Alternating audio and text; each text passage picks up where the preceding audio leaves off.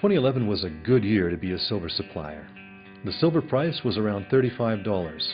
Cash costs averaged $5, making for a comfy 700% margin. But there's a mystery here. Of the almost 1 billion ounces of silver produced in 2011, only 860 million were required for industrial uses. Supply was 15% greater than demand, and the price of silver went up. Where did the extra 130 million ounces go? Was silver violating the laws of economics, or is there a better explanation? The extra silver was bought by investors. Investors invest when they think they can make money. And in 2011, they were right.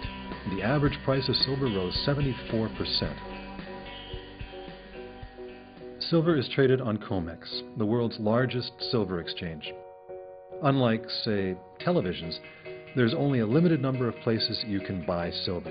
You can shop around for a lower price on your TV, but it's hard to shop around for silver.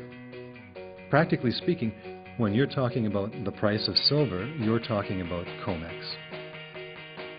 On COMEX, the spot price of silver is the average price of all silver trades in the last 2 minutes of trading in the highest volume future month. Wait, what's a future? On COMEX, silver is traded as future contracts, an agreement to buy X amount of silver at Y price at a specific point in the future. If you're a jeweler or a large electronics corporation or anyone who uses silver for industrial purposes, this makes sense. You want to know how much the silver you use is going to cost you. But it also provides an investment opportunity, hedging. Hedging is buying low or selling high in expectation that prices will rise or drop in the future. And if your expectations are on the money, you'll make some. Some investors buy and sell silver without ever intending to use it, or even take possession of it. They only own it so they can sell it later at a higher price. Let's review our numbers. Last year, 1 billion ounces of silver was produced, and some 85% of that was required for industrial uses.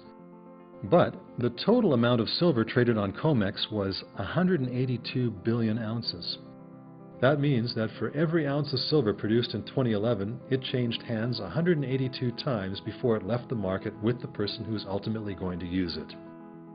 That means 99.5% of trades on COMEX were made by investors. Sometimes investors make decisions based on supply and demand. If supply costs are rising, they might expect to make money if they sell in the future when prices are higher. But they also make decisions for political and economic reasons. Right now, a lack of trust in global currencies such as the euro and the US dollar mean a lot of investors are buying silver for its historical role as a currency, which they hope is more stable. In 2011, they bought all 130 million ounces of extra silver that was produced. And if there had been any more, they would have bought that too. That solves our mystery. Even though supply was greater than industrial demand, investment was also a source of demand. Together, both types pushed the price of silver up. So what have we learned? There's more to supply and demand than just how much people make and how much they use. What they think matters too.